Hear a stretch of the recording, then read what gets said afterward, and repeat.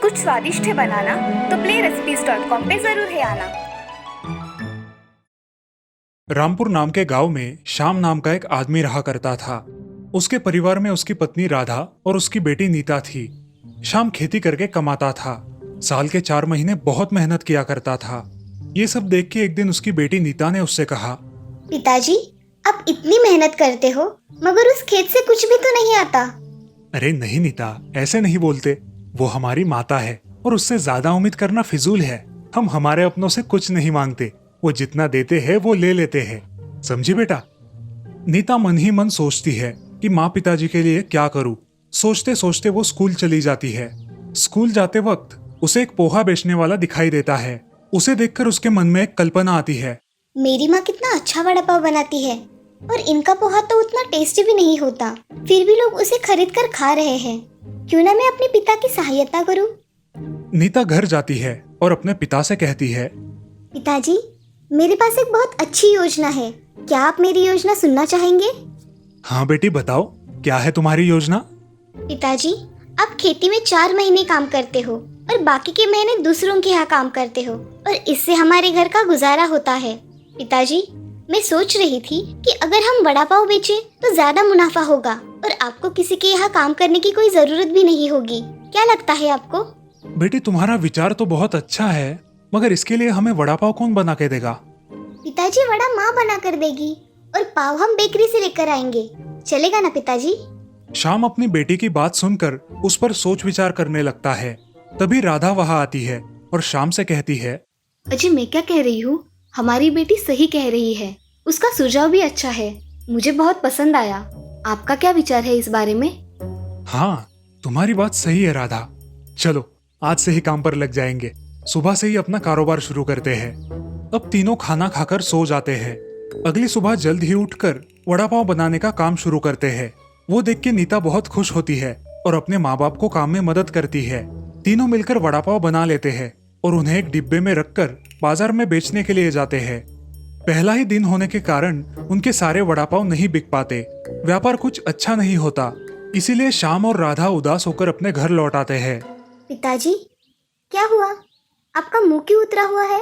कुछ नहीं बेटी, जाओ तुम खेलो।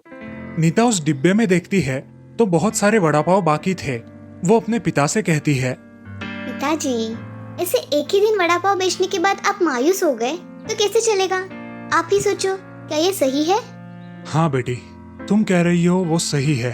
अब चलो सोने चलते हैं, कल देखेंगे क्या कर सकते हैं। अगले दिन श्याम और राधा फिर से वड़ा पाव बनाते हैं और उन्हें बेचने के लिए बाजार में जाते हैं। उस दिन उनके वड़ा पाव थोड़ी मात्रा में बिक जाते हैं। अब गीता के दिमाग में और एक कल्पना आती है। पिताजी, यहाँ के सारे लोग तो लोकल ट्रेन से सफर करते हैं, तो क्यों ना हम रेलवे स्टेशन पर वड़ा पाव बेचे? हाँ, ये सही बात है बेटा। हम दोनों कल से ही रेलवे स्टेशन पर जाकर वड़ा पाव बेचेंगे। क्या कहती हो? अब अगले दिन नीता और श्याम रेलवे स्टेशन पर वड़ा पाव बेचने लगते हैं। सुबह के भूखे लोग जल्दी जल्दी उनके वड़ा पाव खरीद लेते हैं। ये बहुत टेस्टी है। कितने का दिया ये वड़ा पाव?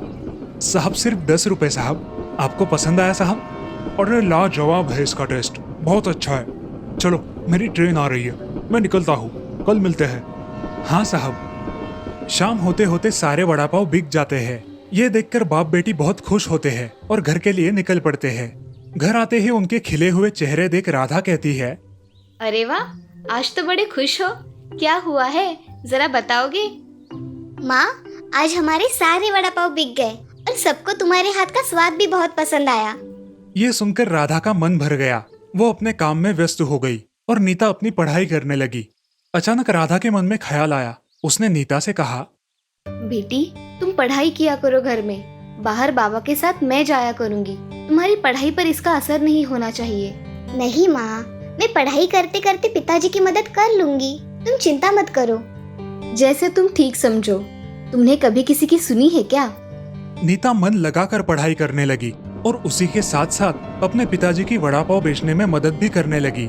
शाम का धंधा अब ठीक चलने लगा। उसने अब खुद की एक वड़ा पाव की गाड़ी भी खरीद ली। वो गाड़ी उसने स्टेशन के बाहर खड़ी कर दी और ग्राहकों को गरम गरम वड़ा पाव देने लगा। धीरे धीरे उसके ग्राहक भी बढ़ने लगे और अब उसका नाम श्याम वड़ा पाव वाला करके पड़ गया। गीता वही दुकान पर बैठकर भी अपनी पढ़ाई करती थी। एक दिन एक बड़ा अमीर आदमी वहां आया। अरे वड़ा पाव वाले भाई, इस छोटी लड़की को यहाँ पर क्यों लेकर आए? पता है ना बाल कामगार रखना मना है। ये कोई यहाँ की काम वाली नहीं, ये मेरी बेटी है नीता, और वो उसकी इच्छा से यहाँ आती है। अच्छा ऐसा है, एक वड़ा पाव दो। श्याम उस अमीर आदमी को वड़ा पाव देता है। वो वहां से चला जाता है। बेटी, तुम इस समाज की चिंता मत करो, तुम सिर्फ मन लगाकर अपनी पढ़ाई करो। ऐसे ही कुछ दिन बीत गए। श्याम के हालात अब सुधरने लगे। कुछ ही दिनों में नीता की बोर्ड की एग्जाम थी। एग्जाम के लिए उसने खूब पढ़ाई की। कुछ महीनों बाद उसकी 10वीं कक्षा का रिजल्ट आया। नीता अपने पूरे जिले में अव्वल आई और ये बात उसके गांव में और उसी के साथ साथ अखबारों में फैल गई। अरे श्याम, हमारी बिटिया नीता का अव्वल नंबर आया है, फोटो भी आया है अखबार में, देखो जरा। क्या कह रहे हो किशन, सच में? किशन श्याम को अखबार में छपी नीता की फोटो दिखाता है। श्याम वो फोटो देखकर बहुत खुश हो जाता है। अगले दिन श्याम और नीता दोनों स्कूल में जाते हैं। सारे शिक्षक नीता का पुष्पगुच्छ देकर स्वागत करते हैं। उसे उसकी आगे की पढ़ाई के लिए स्कॉलरशिप भी मिलती है। वहाँ का समारोह खत्म करके श्याम और नीता घर आने लौटते हैं। श्याम नीता से कहता है, बेटी नीता, तुमने मेरा नाम रोशन किया है, मैं आज बहुत खुश हूँ। आज तक जो भी किया उसका सार्थक हुआ ऐसे लग रहा है। पिताजी, आप हमेशा मेरे पीछे खड़े रहे, इसी की वजह से मैं ये सब कर पाई। अब दोनों घर जाने के लिए निकलते हैं। पूरे गांव में ये खबर फैल गई थी और नीता की माँ और गांव वाले उसका स्वागत करने के लिए तैयार खड़े थे। अरे राधा, तुम्हारी बेटी ने तो हमारे गांव का नाम रोशन किया है, अब मुंह मीठा करना पड़ेगा, समझी? जी करूंगी ना, जरूर करूंगी। श्याम और नीता घर आते हैं। राधा और सारे गांव वाले नीता का बहुत धूमधाम से स्वागत करते हैं। मुझे तुम पर बहुत गर्व है और आज हम तुम्हारे नाम से ही जाने जा रहे हैं। चलो ना माँ, सुबह से भूख लगी है, जल्दी खाना परोसो। हाँ हाँ चलो, आज तुम्हारी पसंद का हलवा बनाया है मैंने, चलो आओ। इस तरह होशियार और होनहार गीता अपना, अपने माँ बाप का और अपने पूरे गांव का नाम रोशन करती है। किशन नगर गांव में बहुत सारी सुविधाओं का अभाव था, इसीलिए लोग एक दूसरे पर निर्भर रहा करते थे। उस गांव में बैंक भी नहीं था। गांव में एक कल्लू नाम का शातिर चोर रहा करता था। जो चोरी करता था तो किसी को भनक भी नहीं लगती थी, इसलिए उसकी चोरी से सारे गांव वाले बहुत डरते थे। एक दिन गांव के मंदिर में एक भव्य पूजा का आयोजन किया गया था। उस पूजा में शहर से नेताजी आने वाले थे। पूजा संपन्न हो जाती है और नेताजी उस गांव की परिस्थिति देखकर उस गांव को सहायता निधि प्रदान करते हैं। उस गांव में एक एटीएम मशीन लगाने का ऐलान करते हैं। ये सुन के गांव वाले बहुत खुश हो जाते हैं और कुछ ही दिनों में गांव में एटीएम मशीन लगवा दिया जाता है। ये खबर कल्लू तक पहुंच जाती है। कल्लू को लोगों को ठगने के लिए एक नया मौका मिला था। अरे वाह, इस गांव में एटीएम आ रहा है, मुझे तो बिना मशक्कत किए ही पैसे मिल जाएंगे, अच्छा है। कुछ गांव वालों को पता था कि एटीएम का उपयोग कैसे किया जाता है, मगर बहुत सारे गांव वालों को ये पता नहीं था। इसलिए वो जो भी आदमी एटीएम के आसपास मिले उसकी मदद लेकर पैसे निकलवाते थे। इसी मौके का फायदा उठाकर कल्लू और कल्लू के साथी लोगों को ठगा करते थे, उनसे पैसे ऐंठा करते थे। एक दिन कल्लू एटीएम मशीन के पास अपना भेष बदलकर खड़ा होता है और वहाँ एक बूढ़ी औरत आती है। वो उससे कहती है, बेटा, मेरे बेटे ने इस अकाउंट में पैसे जमा किए हैं, क्या तुम मुझे पैसे निकाल कर दोगे? हाँ माँ जी, क्यों नहीं, मैं तो यहाँ इसीलिए रुका हूँ। क्या बोल रहे हो बेटा? कुछ नहीं माँ जी, ऐसे ही। चलिए मैं आपको पैसे निकाल कर देता हूँ। अच्छा चलो। अब कल्लू उस बूढ़ी औरत से एटीएम कार्ड मांगता है और कार्ड को मशीन में डालकर उस औरत से पूछता है, माँ जी, आपको बैंक में से कितने पैसे निकालने हैं? 2000 रुपए निकालने हैं, ये लो बेटा उसका पिन। बूढ़ी औरत कल्लू को उसका पिन बता देती है और कल्लू बूढ़ी औरत को 2000 रुपए निकाल कर देता है। कल्लू उस औरत का कार्ड अपने पास रखकर उस औरत को एक नकली कार्ड देता है। औरत वो पैसे गिनती है और कार्ड लेकर घर चली जाती है। उसके जाते ही कल्लू एटीएम में उसका कार्ड डालता है और उसका पिन डालकर उसके अकाउंट से सारे पैसे निकाल लेता है। कल्लू की तो चांदी हो जाती है, बिना कुछ किए उसे बहुत सारे पैसे मिलते हैं। ये लो साथियों, 10,000 रुपए, चलो पार्टी करेंगे। धन्यवाद सरदार। कल्लू और उसके साथी इसी तरह रोज लोगों को लूटने लगे। उनके खिलाफ कई सारे गांव वालों ने पुलिस कंप्लेंट्स की। पुलिस भी अब उन्हें ढूंढने लगी थी। गांव में ऐसा ही चलता रहा। अब कल्लू के साथी पुलिस का ध्यान हटाने के लिए गांव में लूटपाट और चोरियां करना शुरू करते हैं। एक दिन कल्लू भेष बदलकर एक ऑटो में जा रहा था उसका बटुआ ऑटो में गिर जाता है और कल्लू उस ऑटो से उतरकर निकल जाता है। ऑटो वाला वो पड़ा हुआ बटुआ देखकर उस आदमी को ढूंढने लगता है, मगर उसे वो कहीं दिखाई नहीं देता। आखिर वो ऑटो वाला वो बटुआ खोलकर देखता है, ये जानने के लिए कि वो बटुआ किसका है। उस बटुए में बहुत सारे एटीएम कार्ड होते हैं। ये कैसा आदमी है, इतने सारे एटीएम कार्ड लेके घूमता है? एक ही आदमी के पास इतने अलग अलग नाम के एटीएम कार्ड कैसे हो सकते हैं? ऑटो वाला हर रोज की तरह अपनी ऑटो एक जगह खड़ी कर देता है जिससे उसे सवारी मिल सके। तभी उसे कल्लू दिखाई देता है। साहब, ओ साहब, आप उस दिन मेरे ऑटो में आए थे ना? आपका ये बटुआ इस रिक्शा में ही छूट गया था, ये लीजिए। धन्यवाद भाई, तुमने मेरी बड़ी मदद की। साहब बुरा ना मानो तो एक सवाल पूछूं? हाँ पूछो ना भाई। आपके बटुए में आपका कार्ड कौन सा है, क्योंकि इतने अलग अलग नाम के कार्ड्स हैं? अरे भाई मेरा बिजनेस है ना, इसलिए अलग अलग लोगों के कार्ड रखने पड़ते हैं। ओह अच्छा अच्छा भाई, चलो आज कहाँ जाना है आपको? यही बस स्टॉप के पास जाना है। तभी एक बूढ़ा आदमी वहां आता है। बेटा मुझे भी बस स्टॉप पे जाना है और एटीएम से पैसे निकालने हैं, क्या तुम मेरी मदद कर दोगे? हाँ जरूर करूंगा, आप बैठो, मैं आपको पैसे निकाल दूंगा। अब ऑटो में कल्लू और वो आदमी बैठ जाते हैं। ऑटो वाला उन्हें बस स्टॉप पर उतार देता है और पैसे निकालने के लिए नीचे उतरता है। अरे रहने दो, मैं निकाल दूंगा, उसमें क्या तकलीफ है, मैं निकाल दूंगा, तुम जाओ। ऑटो वाला वही पास में ऑटो खड़ी कर देता है और किसी सवारी का इंतजार करने लगता है। तभी उसे नजर आता है कि कल्लू उस आदमी को पैसे निकाल देने के बाद भी बहुत देर तक एटीएम के पास खड़ा है। वो बूढ़ा आदमी ऑटो वाले के पास आता है। निकाले बाबा अपने पैसे? हाँ बेटा निकाले पैसे, मगर बैलेंस कितना है वो चेक नहीं किया। कार्ड ले लिया ना बाबा? भूल गया बेटा, अच्छा हुआ तुमने याद दिला दिया। अब ऑटो वाला और वो आदमी एटीएम में जाते हैं। कल्लू वहां से पैसे निकाल रहा था। ऑटो वाले को देखकर वो चौंक जाता है। साहब आपने इनका कार्ड लिया था, वो वापस नहीं दिया? हाँ ये लो। मेरा काम तो हो गया। ऑटो वाला और आदमी वापस चले जाते हैं। ऑटो वाले को कल्लू पर शक हो जाता है। बाबा आपका मोबाइल दिखाइए जरा, कितने पैसे निकाले वो मैसेज आता है। ये लो बेटा। बाबा आपने पहले 5,000 निकाले और बाद में 40,000 निकाले हैं, क्या बोल रहे हो बेटा? मैंने तो सिर्फ 5,000 निकाले, 40,000 मैंने नहीं निकाले। क्या, ऐसे कैसे हो सकता है बाबा? जरा रुकिए, हम इस आदमी पर नजर रखते हैं, देखते हैं कि ये क्या करता है। बेटा मेरा पैसा। बाबा एक काम करो, आप पुलिस स्टेशन में जाओ और कंप्लेंट करो, मैं इस पे नजर रखता हूँ और कुछ लगे तो मुझे फोन कीजिए, मैं इसका पीछा करता हूँ, आप जाइए। वो आदमी पुलिस स्टेशन जाकर पुलिस कंप्लेंट करता है और फिर बाद में बैंक जाकर इसकी जानकारी लेता है। साहब मैंने पैसे नहीं निकाले, मेरे पैसे कहाँ गए साहब? आपने आपके अकाउंट से पैसे निकाले हैं, अब हम इसमें कुछ नहीं कर सकते, आप पुलिस कंप्लेंट कीजिए सर। की है साहब, अब क्या होगा मेरे पैसों का, देखते हैं, अभी आप जाइए। ठीक है साहब। अब वो आदमी घर चला जाता है और उस ऑटो वाले को फोन करता है। बेटा मैंने पुलिस कंप्लेंट कर दी है, अब मैं क्या करूं? बाबा पुलिस को लेकर आप यहाँ पहाड़ी के पीछे आ जाइए, मैं वहीं पर हूँ, जल्दी आइए। अभी पुलिस को लेकर आता हूँ। आदमी उस ऑटो वाले ने बताए हुए पते पर पुलिस को लेकर चला जाता है। पुलिस को देखते ही कल्लू और उसके साथी भागने लगते हैं, लेकिन पुलिस उन सबको पकड़ लेती है और सारा हड़प किया हुआ माल भी जब्त कर लेती है। पुलिस उन्हें लेकर चले जाते हैं और ऑटो वाले को उसकी सजगता के लिए धन्यवाद देते हैं। धन्यवाद बेटा, तुम्हारी वजह से मुझे मेरे पैसे वापस मिल गए हैं।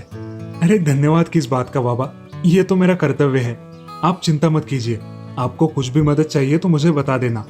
और इस प्रकार अब सारे गांव वाले निश्चिंत होकर जीने लगते हैं। इस कहानी से हमें ये सीख मिलती है कि जैसी करनी वैसी भरनी, हमें अपने कर्मों का फल हमेशा मिलता है।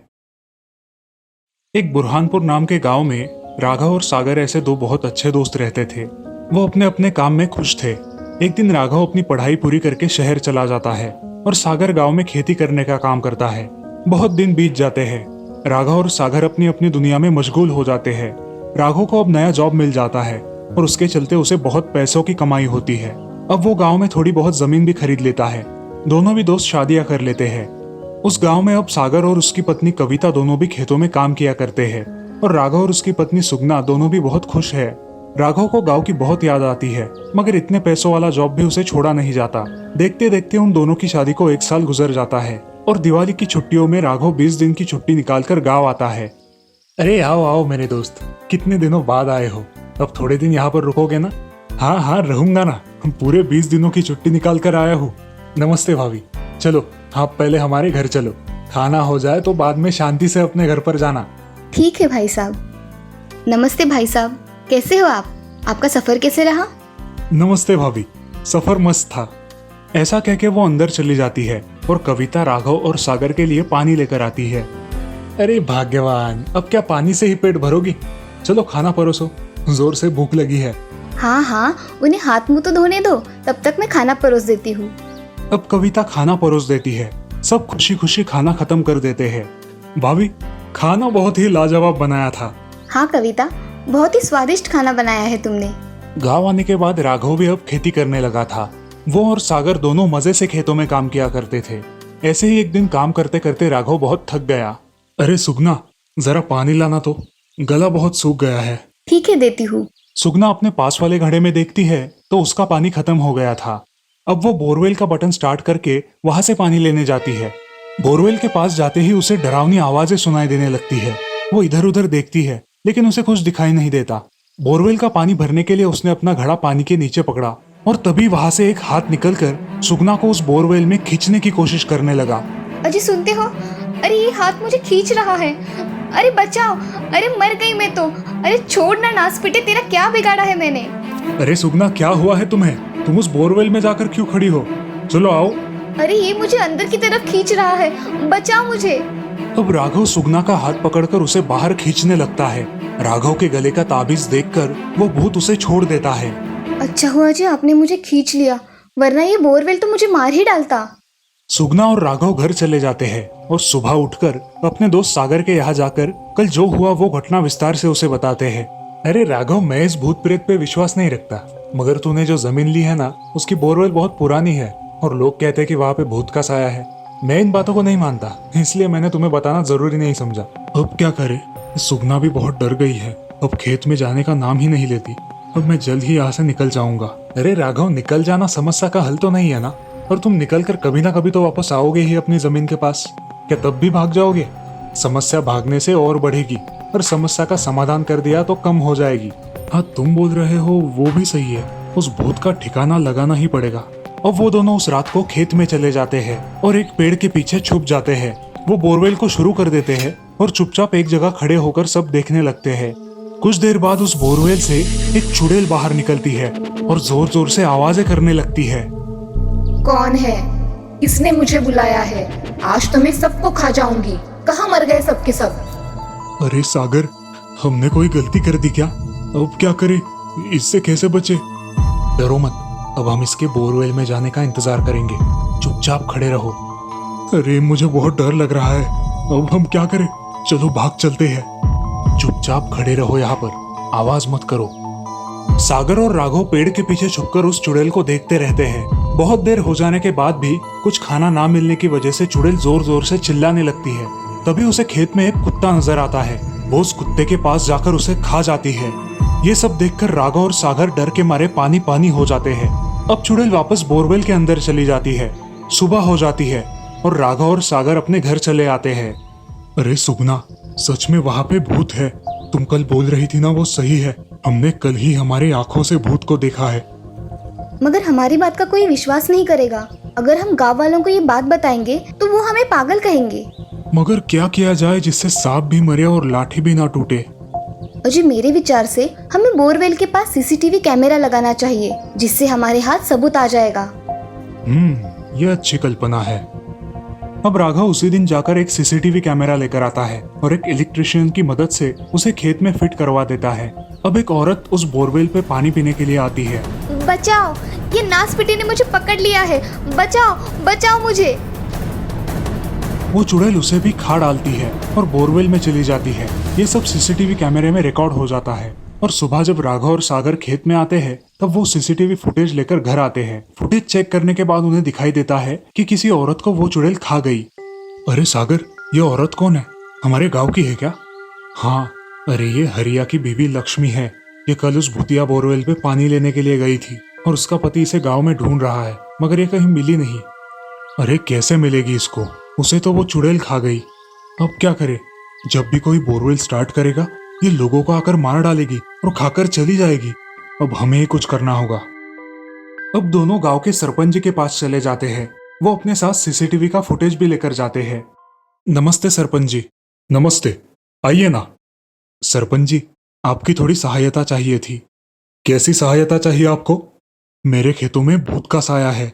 वो चुड़ैल बोरवेल में रहती है। हमें उससे जल्द पीछा छुड़ाना चाहिए। अगर ऐसा नहीं हुआ तो एक एक करके गांव वालों की जान चली जाएगी। ऐसा थोड़ी ना होता है, हम भूत नहीं होते हैं। हमें पता था कि हम पे कोई विश्वास नहीं करेगा।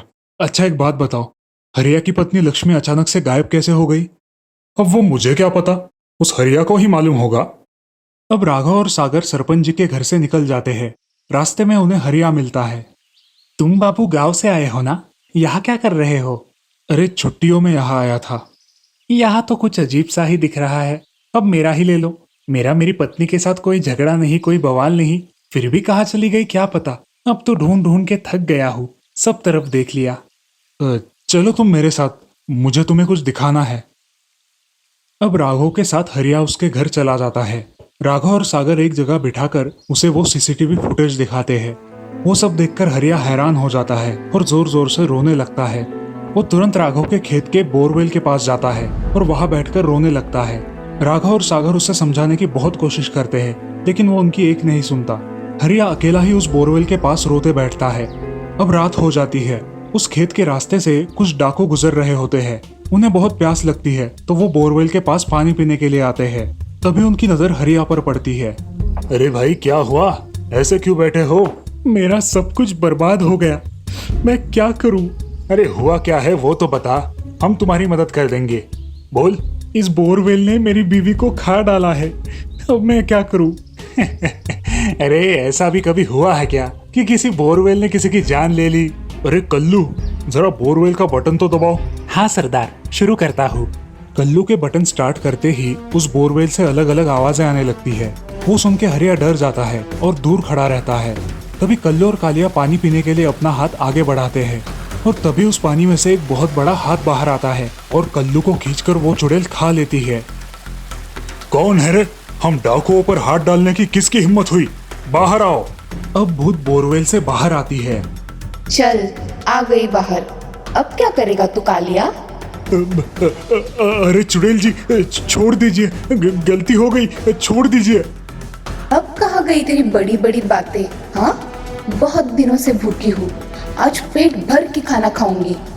ऐसा कहते ही भूत उसे खा डालती है। हरिया पेड़ के पीछे छुपकर ये सब देख रहा होता है। कल भी और आज भी मुझे अच्छी मेजबानी मिल गई, अब कल का इंतजार रहेगा। अरे ये नासपीटी तो मुझे भी खा जाएगी, इसका कुछ तो करना होगा, ये किसी को नहीं छोड़ेगी। ऐसा कह के हरिया वहां से चला जाता है। अब राघव और सागर सोचते हैं कि उस भूत का क्या किया जाए, मगर फिलहाल उन्हें कोई उपाय नहीं मिल रहा। अभी वो भूत उस बोरवेल में ही है। अगर आपको इस भूतिया बोरवेल का पार्ट 2 देखना है तो हमारे चैनल को जरूर सब्सक्राइब कीजिए और हमारी अगली आने वाली कहानी का इंतजार कीजिए। सुंदरपुर नाम के गांव में शीला नाम की एक बूढ़ी औरत रहा करती थी। उसकी बेटी राधा अपने ऑफिस की छुट्टियों में घर आया करती थी। उसे गांव आना बहुत अच्छा लगता था। इस बार भी राधा छुट्टियों में अपने गांव आई थी। माँ, मैं आ गई मेरी रानी बिटिया। कितने दिनों के बाद आई हो, मुझे बहुत याद आ रही थी तुम्हारी।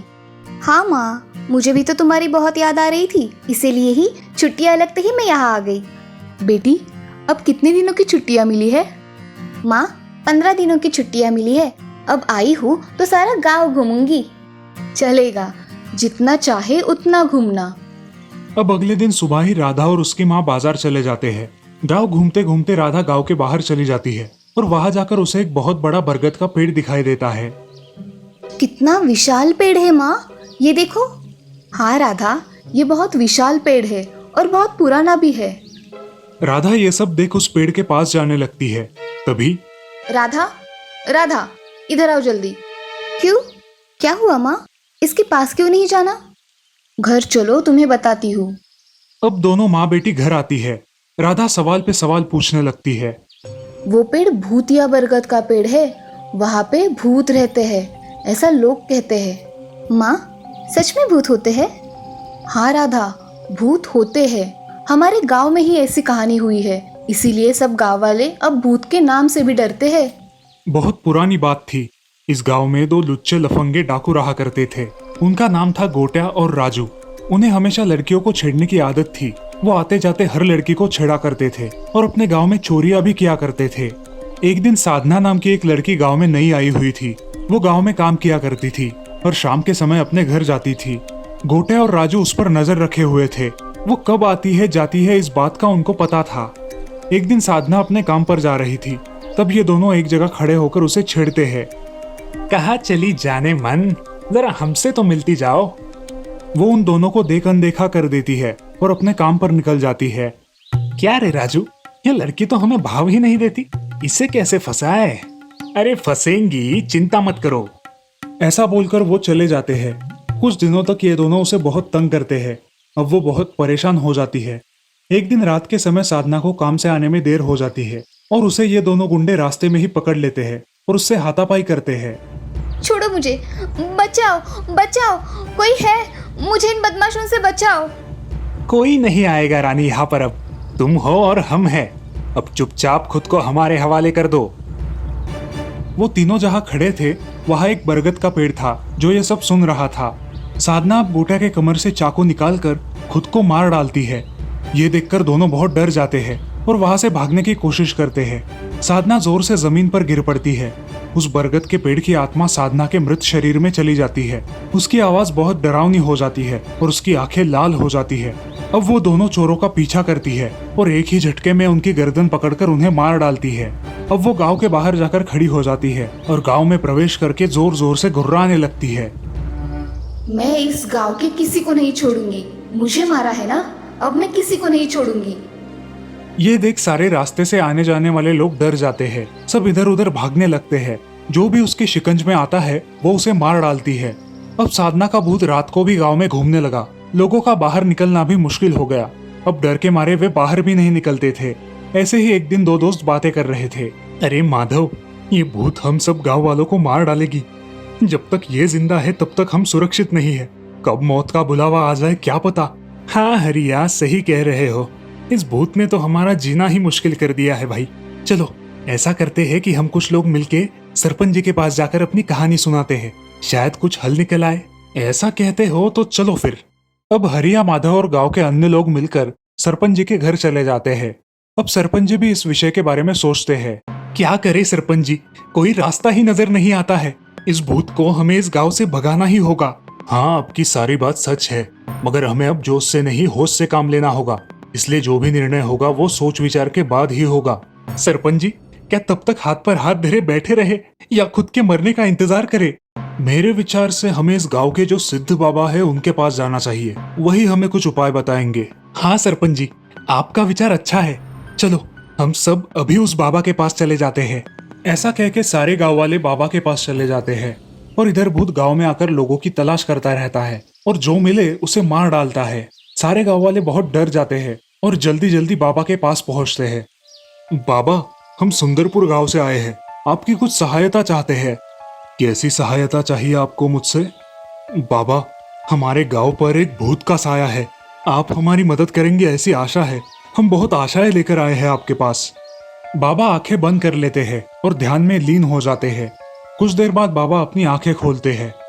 वो एक बरगद के पेड़ की आत्मा है जो साधना नाम के लड़की के शरीर में प्रवेश कर चुकी है और अब वो सबसे बदला लेना चाहती है।